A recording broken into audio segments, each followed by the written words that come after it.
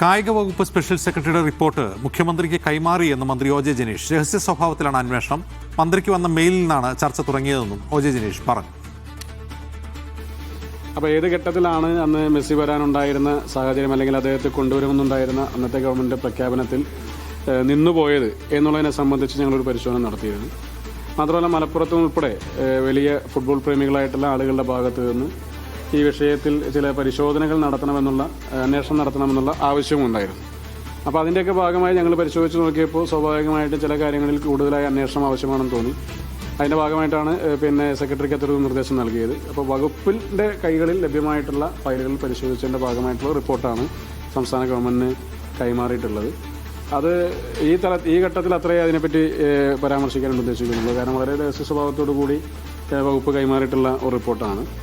ആ റിപ്പോർട്ടിനെ സംബന്ധിച്ച് ഗവൺമെൻറ് ഒരു ഉചിതമായ ഒരു തീരുമാനം എടുത്ത് അതുമായി ബന്ധപ്പെട്ട കാര്യങ്ങൾ ഗവൺമെൻറ്റിൻ്റെ ഭാഗത്തുനിന്ന് അറിയിക്കും എന്നുള്ളതാണ് അതിൽ സൂചിപ്പിക്കാനായിട്ടുള്ളത്.